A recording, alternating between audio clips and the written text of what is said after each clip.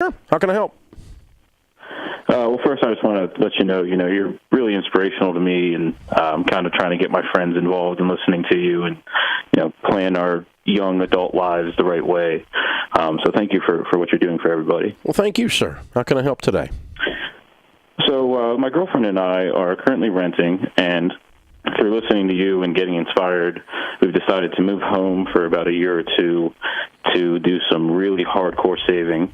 Our goal is in the next 3 years to get a ring, get a wedding, and get a house. How old are you? So my question to you is, we currently, debt-wise, all we have is our vehicles, $20,000 each on each vehicle, and we want to go and we want to maximize our savings, and I'm trying to convince us to maybe get rid of the vehicles, although I love my car very much, and so does she. Mm-hmm. What is your opinion on, getting rid of those to maximize saving for the next 2 years? How old are you? I'm 26, and she's 25. Okay. And what do you make a year? I make $90,000. What does she make? She's currently making $40,000, although she's in school for nursing and will graduate in the next 2 years and hopefully make another $90,000. Okay. What would be wrong with just getting married? Well, we've been together coming up on 2 years, and I really want to hit that 2-year mark and, at least have that under our belts before committing. And also, I'd like to save up enough money to pay for the cash and the wedding in cash, which would take about a year. You make $90,000, and she makes $40,000. Mm-hmm. Listen, you do whatever you want to do. It's certainly cool, and I appreciate you being a listener. The way I answer questions on this show is, what would I do if I was 26 years old and I was in your shoes?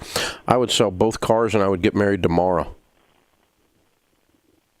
Okay, well, she'd love that answer, and I appreciate that. And then if you want to celebrate 6 months from now with a huge celebration that looks like a wedding, after you went to the justice of the peace or the preacher or whatever on the cheap right now, and you save up a bunch of money, and you're married, yeah, I mean, after 2 years, dude, you just got all these. You got all these other things swimming. You got all these other things swimming around in your heads, all, and you got to decide if this is the girl that you're willing to move back home for, and you're willing to sell the car for, and you're willing to save money and all this other stuff. Then this is the girl. Get married. It's time. Do it. If this is it, game on.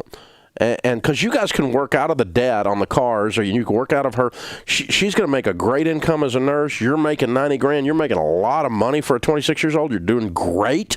You got a good income. You're thinking about this. You're using critical thought process. You're way ahead of your friends in that sense. And so all I'm doing is just saying, take action. You can do this. Get married, sell both cars. And then start saving like a crazy person and have a big celebration 6 months from now called a wedding. That's after the wedding thing, the wedding after the wedding thing. And then save up and buy some cars.